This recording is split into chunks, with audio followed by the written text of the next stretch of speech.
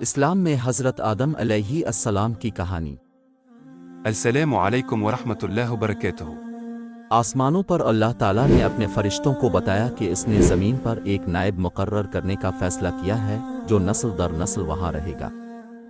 فرشتے اللہ تعالیٰ کے اس اعلان سے زیادہ خوش نہیں ہوئے کیونکہ وہ جانتے تھے کہ زمین پر پہلے سے موجود جنات نے زمین کو خراب کیا تھا اور بہت خون ریزی کی تھی۔ اور جب آپ کے رب نے فرشتوں سے فرمایا کہ میں زمین پر ایک لگاتار حکومت کروں گا، انہوں نے کہا کیا تو اس پر ایسے شخص کو کھڑا کرے گا جو اس میں فساد برپا کرے اور خون بہائے، جبکہ ہم تیری حمد و ثنا بیان کر رہے ہیں۔ اللہ نے فرمایا بے شک میں وہ جانتا ہوں جو تم نہیں جانتے۔ آدم علیہ السلام کی تخلیق، پہلا انسان۔ اللہ تعالیٰ نے پہلے انسان کو زمین کے مختلف حصوں سے جمع کی گئی مٹھی بھر مٹی سے ڈھالا اور اسے اپنی تصویر میں بنایا۔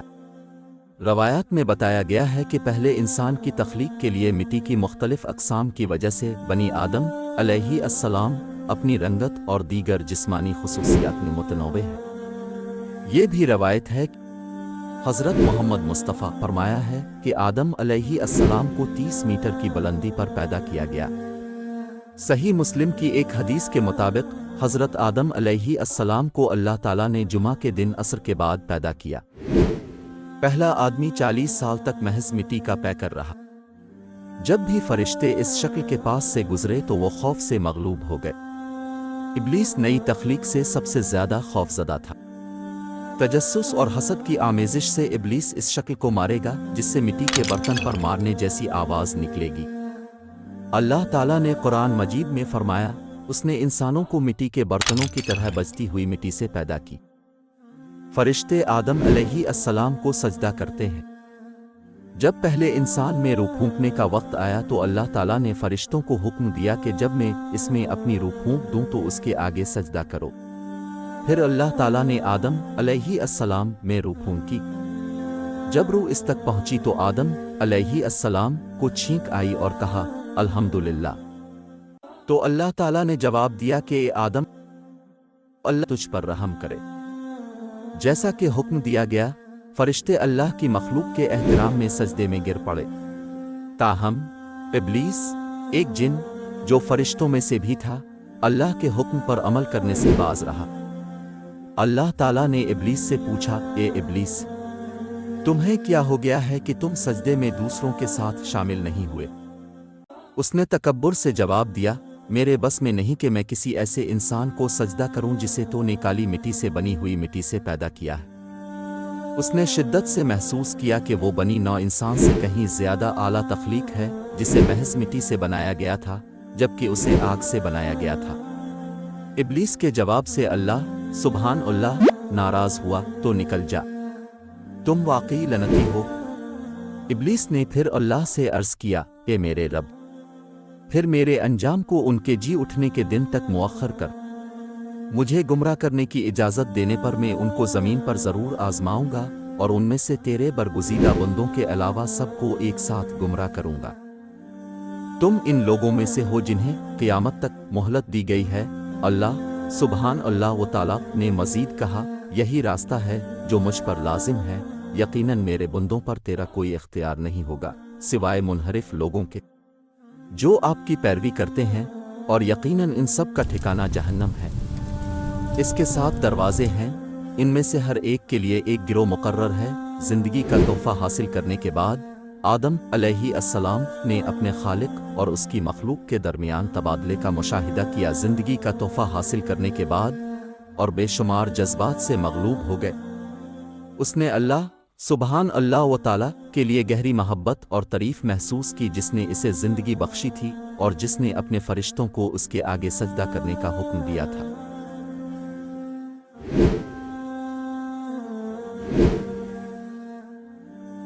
وہ ابلیس کی اللہ کی نافرمانی اور رب کی رواداری کو دیکھ کر حیرت سے بھر گیا۔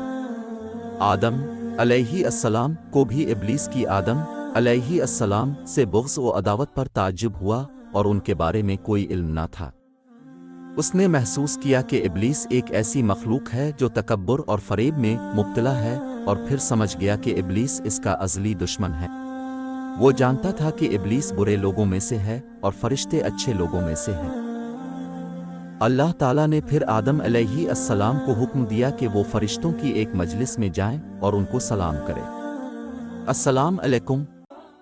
ایسا کرنے پر فرشتوں نے آدم علیہ السلام کو اس کے ساتھ جواب دیا، وعلیکم السلام ورحمۃ اللہ۔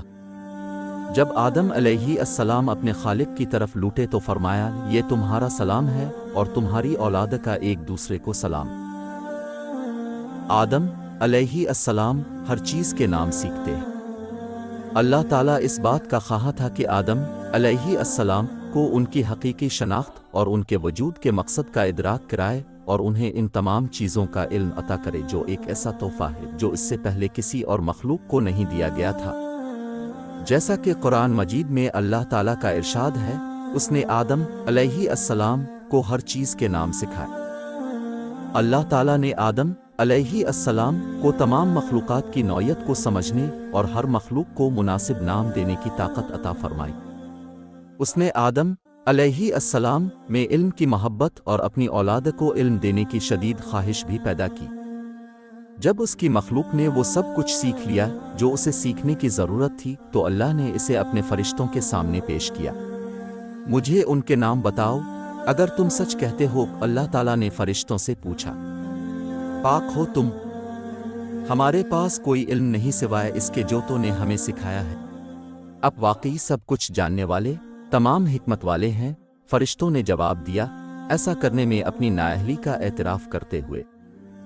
اللہ تبارک و تعالی نے آدم علیہ السلام کی طرف متوجہ ہو کر فرمایا، اے آدم، انہیں ان کے نام بتا دیں جیسا کہ حکم دیا گیا تھا۔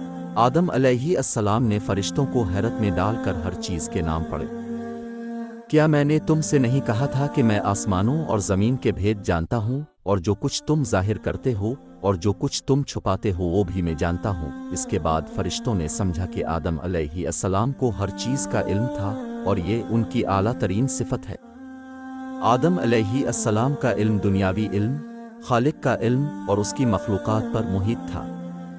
حضرت آدم علیہ السلام اپنے علم کو بانٹنے کے لیے بے چین تھے، اس لیے وہ فرشتوں کے پاس جاتے تاکہ ان سے چیزوں کے طریقہ پر بات کرے۔ اور یہی وجہ ہے کہ انسان فطری تجسس، موافقت، سماجی سیکھنے کی صلاحیت، زبان اور علامتوں کے استعمال، عکاس سوچ کی صلاحیت اور زندگی بھر سیکھنے کی خواہش کی وجہ سے خود سیکھنے والی مخلوق ہے۔ یہ خصوصیات لوگوں کو فعال طور پر نئی چیزیں سیکھنے، اپنی صلاحیتوں کو بہتر بنانے اور مختلف حالات میں ایڈجسٹ کرنے کی اجازت دیتی ہیں، جس سے ذاتی ترقی کو فروغ ملتا ہے اور معاشرہ ترقی کرتا ہے۔ تاہم جیسا کہ فرشتوں کا فرض ہے، وہ رب کے حکم پر حاضری دینے میں مصروف تھے۔ چنانچہ حضرت آدم علیہ السلام نے تنہائی محسوس کی۔ چنانچہ اللہ تعالیٰ نے اس کی پسلیوں سے اس کے لیے شریک بنانے کا فیصلہ کیا۔ حوا کی تخلیق۔ ایک دن جب آدم علیہ السلام نیند سے بیدار ہوئے تو انہوں نے ایک انسان کو دیکھا جو ان کی طرف دھیمی نگاہوں سے دیکھ رہا تھا۔ تم کون ہو؟ اس نے مخلوق سے پوچھا۔ ایک عورت، جواب آیا۔ تمہیں کیوں پیدا کیا گیا ہے؟ آدم علیہ السلام نے اس سے پوچھا۔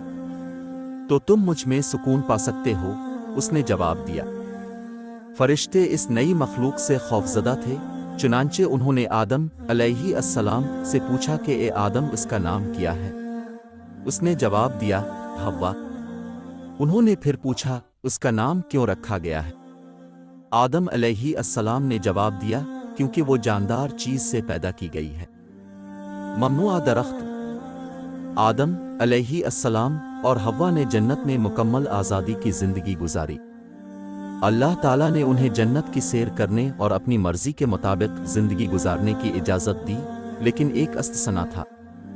اللہ تعالیٰ نے انہیں کسی خاص درخت کے قریب جانے سے خبردار کیا، اگر ایسا نہ کیا تو وہ کافر تصور کیے جائیں گے۔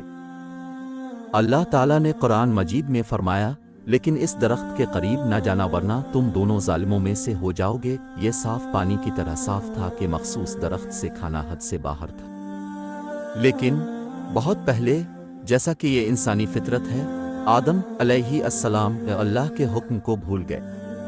اس کی قوت ارادی کمزور پڑ گئی اور اس کا ذہن بدل گیا۔ ابلیس کے لیے یہ موقع تھا کہ وہ اللہ کو شکست دے کر دکھائے کہ انسان آخر کار کمزور ہے اور وہ इब्लीस आला हस्ती है। वो इंसानों को अल्लाह की इबादत से भटकाने के अपने मिशन में पुरज़्म था। उसने अपने मिशन का आगाज़ महज सरगोशियों से किया, जिसके ज़रिए इसने आदम अलैहिस्सलाम के ज़हन में शक का बीज दफन कर दिया। क्या मैं तुम्हें लाफानी दरख्त और अबदी बादशाही की तरफ रहनुमाई करूं? इब्लीस ने इस जोड़े से पूछा। अब सल्लल्लाहु अलैहि वसल्लम ने यह भी फरमाया, तुम्हारे रब ने तुम्हें इस दरख्त से मना नहीं किया मगर तुम फरिश्ते बन जाओ या हमेशा रहने वालों में से हो जाओ। अल्लाह की कसम खाकर इब्लीस ने मजीद कहा कि वो आदम अलैहिस्सलाम और हव्वा दोनों के मुखलिस खैरख्वाहों में से थे। चुनांचे इन दोनों को अल्लाह की नाफरमानी करने पर मजबूर किया गया। इससे पहले कि वो ममनुआ दरख्त का फल खाता, आदम अलैहिस्सलाम शर्म, गम और दर्द के एहसास से डूब गए। नाफरमानी के एक ही अमल से आदम अलैहिस्सलाम और हव्वा दोनों को अपनी उरियानियत का इल्म हो गया और वो अपने आप को ढांपने के लिए पते नोचने लगे। ज़मीन पर मजम्मत।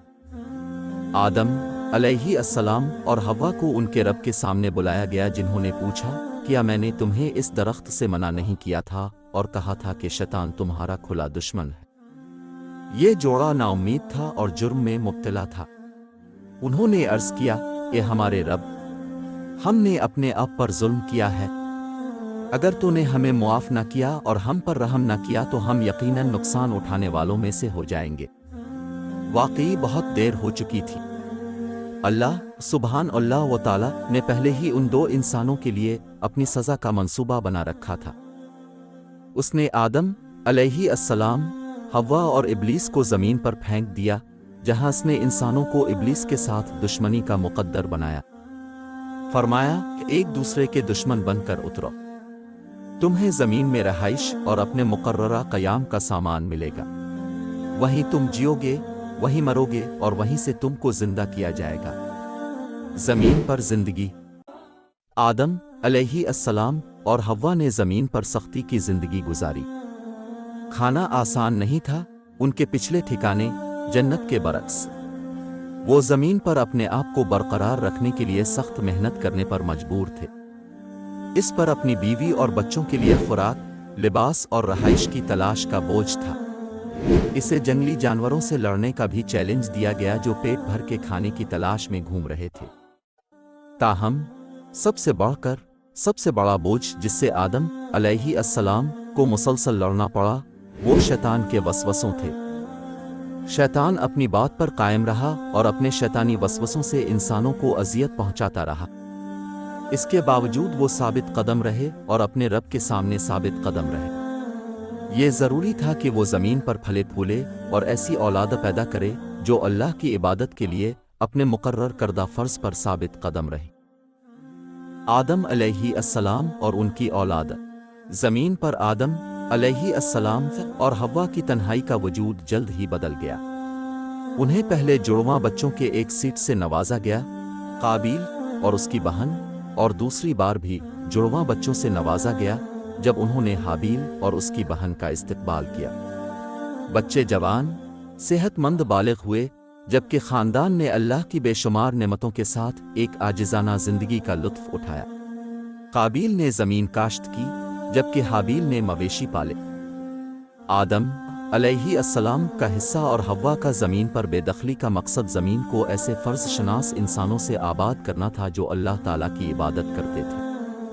चुनांचे जब बच्चे शादी की उम्र को पहुँचे तो अल्लाह ताला ने हज़रत आदम अलैहिस्सलाम पर वही नाजिल फरमाई कि हर बेटे की शादी दूसरी की जुड़वां बहन से कर दी जाए। आखिरकार आदम अलैहिस्सलाम के ख़ानदान के अलावा कोई दूसरा ख़ानदान मौजूद नहीं था। आदम अलैहिस्सलाम ने जैसा कि अल्लाह सुबहान अल्लाह व ताला ने चाहा किया और अपने बच्चों को हिदायत की कि वो एक दूसरे के जुड़वां बच्चों से शादी करें। जबकि हाबील अल्लाह के हुक्म पर अमल करने के लिए तैयार था, काबील ज़्यादा खुश नहीं था। जबकि हाबील अपनी ज़हानत, फरमाबरदारी और अल्लाह की मर्ज़ी सुबहान अल्लाह व ताला की इताअत के लिए तैयार होने के लिए जाना जाता था, काबील मुतकब्बिर, खुद गरज और अपने रब का नाफरमान था। काबील इस हुक्म से नाखुश था क्योंकि इसके मुताबिक हाबील की जुड़वां बहन उसकी अपनी आंखों की तरह खुश नहीं थी। उसने अल्लाह के हुक्म की खिलाफ वर्जी की क्योंकि इसने अपने वालिद की नसीहत को कबूल करने से इनकार कर दिया था। आदम अलैहि अस्सलाम सिर्फ एक परेशानी में थे। वो बेयकीनी के आलम में था कि क्या करने की ज़रूरत है, इसलिए इसने अल्लाह सुबहान अल्लाह व ताला से मदद तलब की। चुनांचे अल्लाह ताला ने हुक्म दिया कि हर बेटा अल्लाह के नाम पर कुर्बानी करे और वो इस बेटे पर एहसान करेगा जिसकी कुर्बानी इसने कबूल की। जबकि हाबील ने अपना बेहतरीन बरवा अल्लाह के हुजूर पेश किया, काबील ने अपनी बदतरीन फसल पेश की। लिहाजा फितरी तौर पर अल्लाह सुबहान अल्लाह ने हाबील की पेशकश को कबूल कर लिया, जबकि काबील की अल्लाह के हुक्म की नाफरमानी और उसकी पेशकश में इसकी बेवफाई इसकी दरख्वास्त को मुस्तरद करने का सबब बनी। गुस्से में आकर काबील ने अपने भाई को कत्ल करने की धमकी दी। मैं तुम्हें मार दूंगा, उन्होंने कहा। अल्लाह ताला सिर्फ मुखलसीन की कुर्बानी कबूल करता है। अगर तुम मुझे कत्ल करने के लिए हाथ उठाओगे तो मैं तुम्हें कत्ल करने के लिए हाथ नहीं उठाऊंगा, क्योंकि मैं अल्लाह से डरता हूँ जो तमाम जहानों का रब है। मैं चाहता हूँ कि तुम अपने गुनाहों को अपने ऊपर उठाओ अब के दूसरे गुनाहों के साथ, फिर अब इन लोगों में से एक हो जाएंगे जो आग के लिए मुकर्रर हैं। हाबील अपने भाई की धमकियों से घबराया नहीं था, लेकिन उसने अपने भाई को याद दिलाया था कि वो अल्लाह के रास्ते से ना भटके। पहला कत्ल। काबील को अपने भाई से जो नफरत थी वो खानदानी बंधनों और जज्बात की दीगर तमाम शक्लों से कहीं ज्यादा थी। अल्लाह के अजाब का खौफ भी इसके जहन में पैदा नहीं हुआ। जैसा कि तवक्को की गई थी, काबील ने अपने भाई की तंबीहात पर ध्यान नहीं दिया। उसने हाबील को पत्थर से मारा और एक ही लम्हे में इसे मार डाला। ये इंसानी तारीख में पहली मौत और कत्ल था। जैसे जैसे वक्त गुजरता गया और हाबील घर वापस ना आया तो आदम अलैहि अस्सलाम परेशान होने लगे। उसने अपने बेटे को ढूंढना शुरू किया, लेकिन कोई सुराग नहीं मिला। जब उसने काबील से हाबील के ठिकाने के बारे में दरियाफ्त किया तो काबील ने बताया कि वो इसके भाई का मुहाफिज नहीं है। आदम अलैहि अस्सलाम को यह समझने में ज्यादा देर नहीं लगी कि उनका प्यारा हाबील नहीं रहा। हजरत आदम अलैहि अस्सलाम गम से निढाल हो गए। अपने भाई को कत्ल करने के बाद काबील को यकीन नहीं था कि हाबील की लाश के साथ क्या करने की जरूरत है। वो हर तरफ घूमता रहा, सोचता रहा कि वो लाश को अपने घर वालों से कैसे छुपा सकता है। जैसे जैसे इसका गुस्सा आहिस्ता आहिस्ता कम हुआ, काबील अपने भाई के लिए पछतावा महसूस करने लगा और जुर्म पर काबू पा गया। मैयत के वक़ार को बरकरार रखने के लिए अल्लाह ने काबील को 2 कौवे की मौत और तदफीन का गवाह बनाया। काबील ने देखा कि कौवा अपने पंजों और चूंच का इस्तेमाल करते हुए जमीन में गड़ा खोदता है, लाश को इसमें धकेलता है और इसे रेत से ढांपता है। काबील ने इसकी पैरवी की और अपने भाई हाबील को दफन किया। आदम अलैहि अस्सलाम ने अपने दोनों बेटों को खो दिया और गम से निढाल हो गए। हाबील को इस वक्त कत्ल कर दिया गया जब काबील शैतान के जेर असर था। उसने अपने बेटे के लिए दुआ की और उससे मुतवक्के फराइज को अंजाम दिया। वो अपने बच्चों और नवासों को इब्लीस से मुतनब्बे करते रहे और उन्हें मुसलसल याद दिलाते रहे कि अल्लाह की इबादत करें और उसकी नाफरमानी करने वालों में शामिल ना हो। आदम अलैहि अस्सलाम की वफ़ात। एक दिन हज़रत आदम अलैहि अस्सलाम ने जो सख्त बीमार थे अपने बच्चों से फरमाया, दे मेरे बच्चों, मुझे जन्नत के फलों की भूख लगती है। जन्नत के रास्ते में उनकी मुलाकात कुछ फरिश्तों से हुई जो अपने साथ आदम अलैहि अस्सलाम का कफन और दीगर सामान लेकर गए जो तदफीन के लिए लाश की तैयारी के लिए दरकार थे। फरिश्तों ने बनी आदम को हिदायत की कि वो जल्दी घर जाएं क्योंकि उनका बाप जल्द ही अपने अंजाम को पहुंचने वाला है। चुनांचे बच्चे फरिश्तों के साथ घर वापस आ गए। वहां पहुंचकर फरिश्तों ने आदम अलैहि अस्सलाम की रूह कब्ज की। उन्होंने इसे जनाजे के लिए तैयार किया, इसे कफन में लपेटकर उसकी कब्र खोदकर इसमें रख दिया। उन्होंने बनी आदम से कहा, ए बनी आदम, मौत के वक्त तुम्हारी ये रवायत है।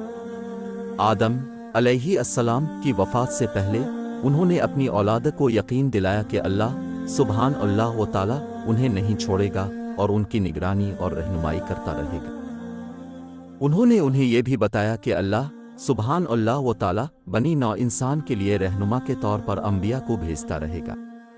आदम अलैहि अस्सलाम की वफ़ात के बाद उनका बेटा सेठ अलैहि अस्सलाम उनका जानिशीन हुआ। आपको भी नबी बनाया गया اور لوگوں کو اللہ کے راستے کی طرف رہنمائی کا فریضہ سونپا گیا۔